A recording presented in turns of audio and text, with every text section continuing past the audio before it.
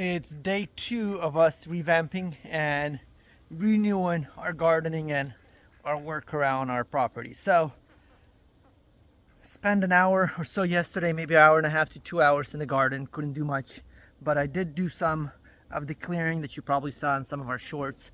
Now, on day 2, I also kept on doing the same thing, just clearing everything up, making access, making sure all our raspberries are tight and tidied up on there, and getting some of the tomato plants cleaned up as well.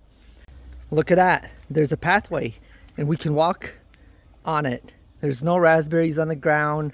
There's no tomato plants on the ground. I picked them up and put them into the boxes, into the planters. There's yellow tomatoes that are coming in that we can harvest. Nice large tomatoes that are still green, but they'll be coming in soon and turning red. I still have some plants that I need to, or flowers that I need to pull out from here, as well as some other plants weeds that I need to clean up in these 2 boxes. But that will be done now that I have access to them. Also, all of the raspberries have been tied up, and I noticed that they are super dry. I had irrigation underneath, but I was not using it. It wasn't programmed. I kind of manually had to turn it on. Now I programmed it that it's going to water every day for 30 minutes or so, starting tonight. I also have the cucumbers here, which now are much easier to harvest.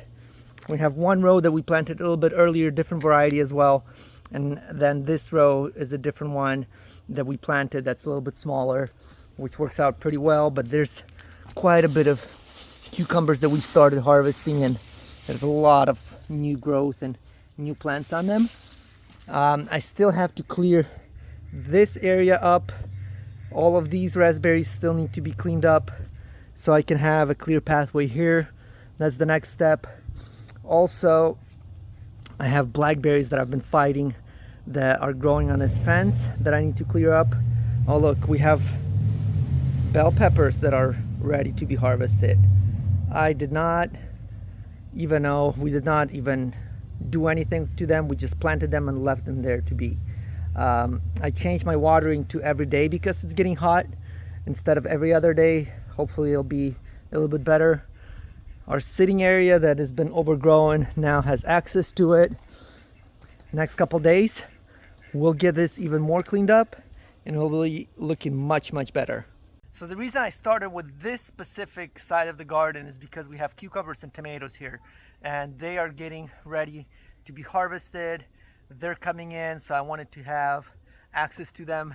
I also will be working on the other gardens as well. I want to show you some of our trees that I didn't show you yesterday from and our other side, our pear trees, our Asian pear, and our apple trees that are doing really well.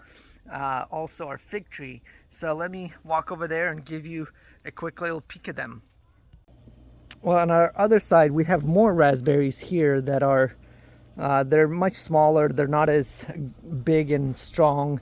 The plants are older. We started replanting some of these plants here that are summer long raspberries instead of just June bearing. So they're doing okay. We just planted them this spring. They're starting to come in and the new growth is coming in on them as well. But look at this pear tree that I have. The pear tree is just awesome.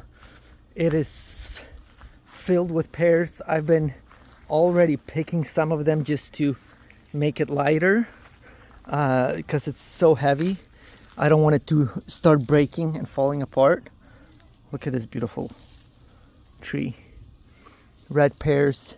Been kind of trying to make them a little bit lighter, just picking some of the smaller ones off so they don't start breaking the branches for me. It happened before. This tree has always been doing good on production and producing fruit.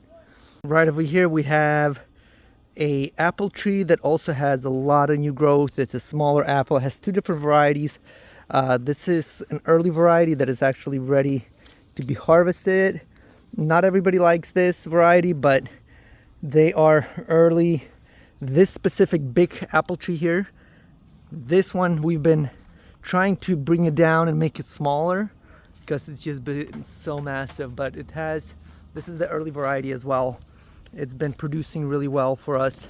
You can see apples just hanging there, but it is overgrown, and I'm hoping to bring it even lower. It was taller than this before. All of this new growth that's up there, I'm going to be cutting down again, kind of clearing it up and bringing the crown a little bit lower to have easy access to it. And then we have Asian pear right here that it broke, it had some issues, but it seems like it's starting to grow well again. I'm going to be watering it because the pears, I think the reason they're so small is because of just there's too many fruit set on this tree, and it doesn't get enough water, and it's just not able to produce big enough fruits. I mean, look at this branch.